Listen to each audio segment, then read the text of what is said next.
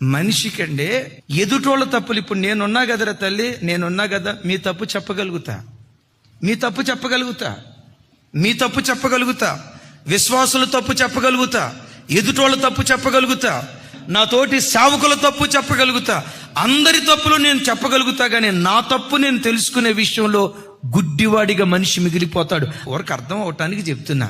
ఇప్పుడు ఒక సిస్టర్ దగ్గరికి వచ్చి, అమ్మా నీ భర్తలో ఉన్న తప్పేంటో చెప్పమ్మా అని అడిగామనుకోండి, మీరేమంటారు తెలుసా? అయ్యగారు, ఆయన తప్పులు చెప్పాలంటే 1, 2 అయ్యా, రాసుకుంటూ పోవాలయ్యా.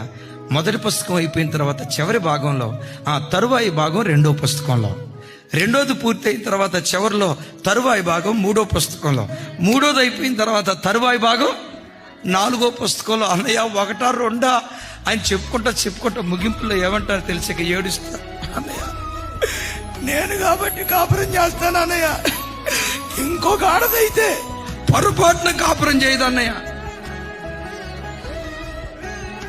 అని అంట. నిజమే, భర్త అంత మంచివాడు కాదు, నేను కాదంటలా.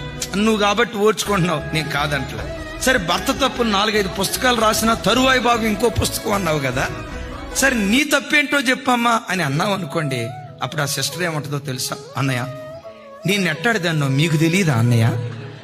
కావాలంటే రాజనని అడగండి అన్నయ్య, నన్ను గూర్చి చెప్పాలంటే మరియమ్మ తల్లికి స్వయాన చెల్లెల్ని గాబ్రియల్ దూతకి ఏకంగా అక్కనే.